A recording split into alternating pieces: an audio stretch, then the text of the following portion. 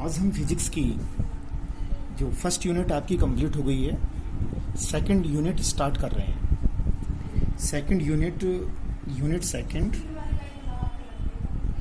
Unit second में दो chapter हैं। चैप्टर नंबर 5 है और चैप्टर नंबर 6 है। यूनिट जो सेकंड का नेम है वो है करंट इलेक्ट्रिसिटी।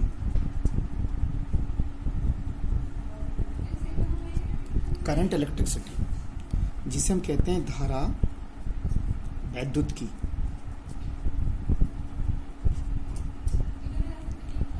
जो फर्स्ट 4 चैप्टर थे, पहला, दूसरा, तीसरा और चौथा, उसमें हमने विद्युत धारा का डिस्कस नहीं किया था। उसमें हमने स्थिर आवेश का अध्ययन किया था। अब इस चैप्टर में हम चैप्टर 5 में इलेक्ट्रिक करंट और जितनी भी प्रॉपर्टीज हैं विद्युत धारा से संबंधित, जैसे प्रतिरोध है, चालकता है, इन सब बातों का अध्ययन करेंगे। तो धारा विद्युत की भौतिक विज्ञान की वह शाखा है जिसके अंतर्गत हम धारा, विद्युत धारा यानी कि गतिमान आवेश और उससे संबंधित जितनी भी घटनाएं हैं या उसके गुण हैं, उनका हम क्या करते हैं, अध्ययन करते हैं। फर्स्ट टॉपिक धारा विद्युत की जो अपनी ब्रांच है, उसमें जो चैप्टर 5 है, उसमें फर्स्ट टॉपिक का नाम है अपना विद्युत धारा, इलेक्ट्रिक करंट।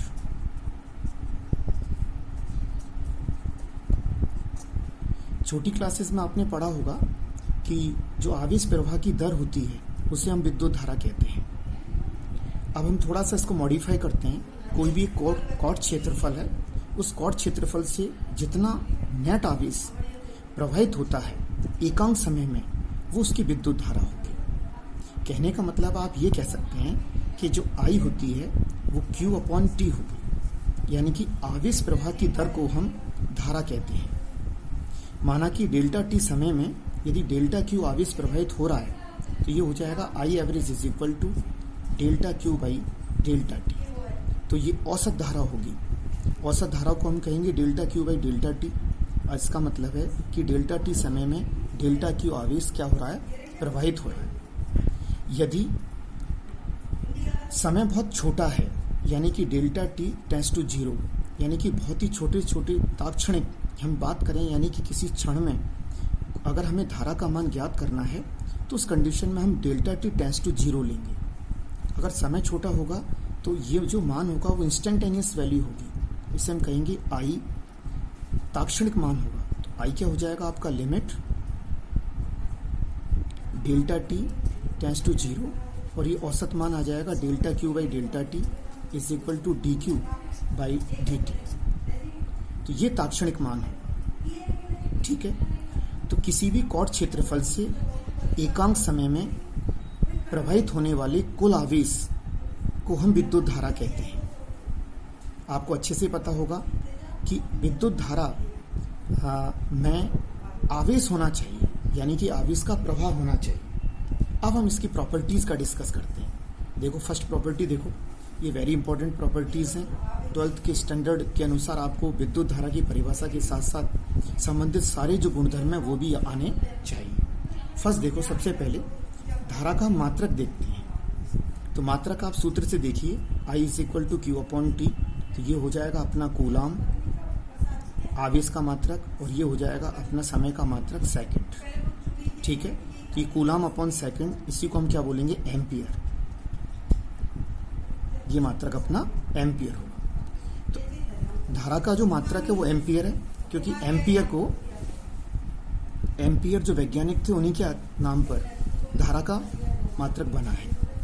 तो Q/T हो गया, Q का मात्रक कूलाम हो गया और T का मात्रक हो गया सेकंड। तो 1 एम्पियर, 1 कूलाम और 1 सेकंड, यानी कि 1 एम्पियर वह धारा है जिसमें 1 कूलाम आवेश यदि 1 सेकंड में प्रवाहित हो तो किसी भी चालक में धारा का मान 1 एम्पियर होगा।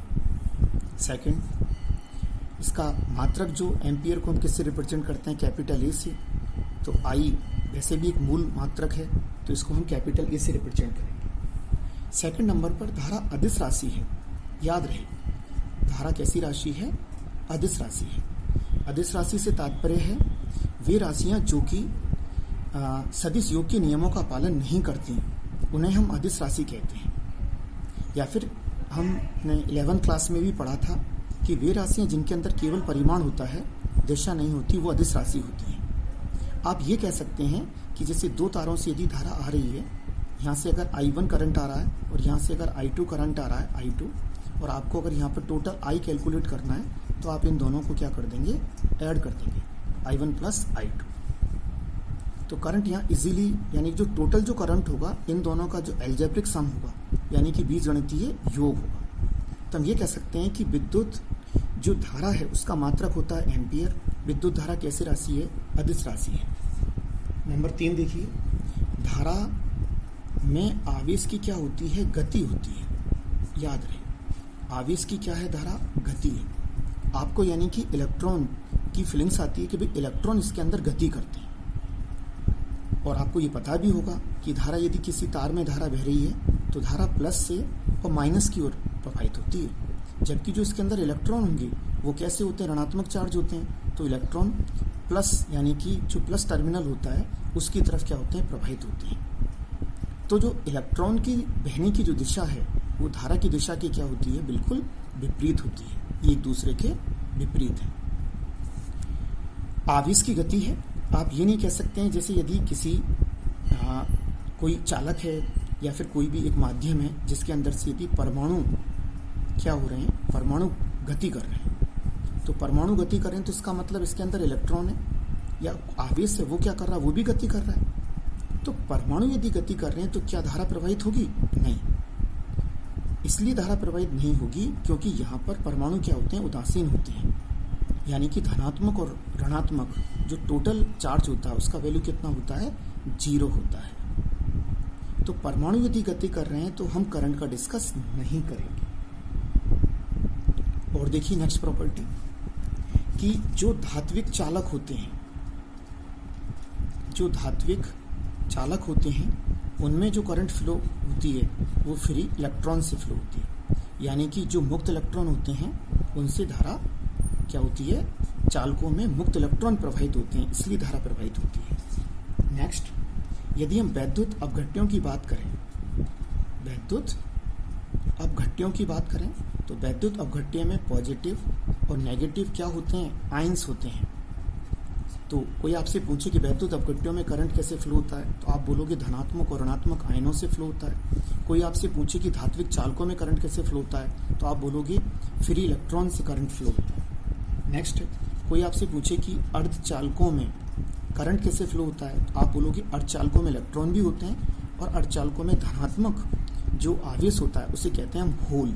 होल क्या होती है, इलेक्ट्रॉन का ही प्रतिकण है, इलेक्ट्रॉन की वैकेंसी होती है, मतलब इलेक्ट्रॉन अगर अपना स्थान छोड़ दे तो वहाँ पे क्या हो जाएगा, होल हो जाएगा। तो अर्धचालकों में दोनों के कारण, इलेक्ट्रॉन और होल के कारण प्रभावित होता है। और जो अपनी विसर्जन नलिकाएं होती हैं, विसर्जन जो नलिकाएं होती हैं, वैक्यूम जो ट्यूब होती हैं, वैक्यूम ट्यूब में जो गैस के, यानी कि धारा कैसे प्रवाहित होती है, जो गैस के पॉजिटिव और जो इलेक्ट्रॉन होते हैं, पॉजिटिव तो आयन होते हैं और जो इलेक्ट्रॉन होते हैं, इनके कारण विसर्जन नलिकाओं में, विसर्जन नलिका कैसे, जो अपनी पिक्चर ट्यूब होती है, वो भी किसका एग्जाम्पल है, विसर्जन नलिका का एग्जाम्पल है। तो विसर्जन नलिकाओं में धारा कैसे प्रवाहित होती है, गैस के जो धनात्मक आयन होते हैं और इलेक्ट्रॉन होते हैं। नेक्स्ट, कोई आपसे पूछ ले कि करंट क्या निर्वात में भी प्रवाहित हो सकता है क्या, बिल्कुल, हम निर्वात का भी डिस्कस कर सकते हैं। वैक्यूम में करंट फ्लो हो सकता है क्योंकि इलेक्ट्रॉन के फ्लो होने के लिए किसी मीडियम की कोई आवश्यकता नहीं है। वो तो हम किसकी बात करते हैं, जैसे चालक होते हैं, चालकों के अंदर क्या होता है कि करंट मुक्त जो इलेक्ट्रॉन होते हैं, फ्री इलेक्ट्रॉन, उनकी सहायता से प्रवाहित होता है। तो अगर कोई आपसे डिस्कस करता है कि निर्वात में करंट फ्लो हो सकता है, तो आप बोलेंगे बिल्कुल निर्वात में करंट फ्लो हो सकता है।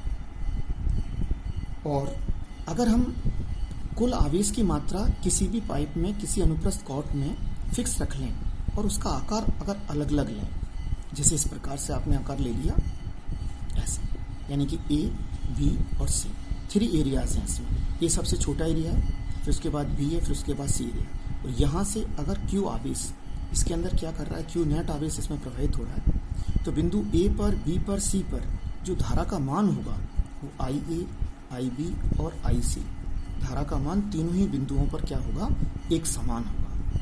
धारा का मान अलग अलग नहीं होगा। तो हम जो धारा किसी भी अनुप्रस्थ काट से या क्षेत्रफल से एकांक समय में प्रवाहित होने वाला जो नेट आवेश है वो विद्युत धारा को क्या करता है, रिप्रेजेंट करता है। विद्युत धारा वाले टॉपिक में यही आपको याद होना चाहिए कि विद्युत धारा वास्तव में क्या है, एकांक समय में इलेक्ट्रॉन के प्रवाह की दर को हम विद्युत धारा कहते हैं। एक बार आप इसको अच्छे से रिवाइज कर सकते हैं। देखो इसके अंदर कितनी प्रॉपर्टीज हैं, इसमें 10 प्रॉपर्टीज हैं, है ना। इलेक्ट्रिक करंट में आपके सिलेबस के अकॉर्डिंग इतना ही है।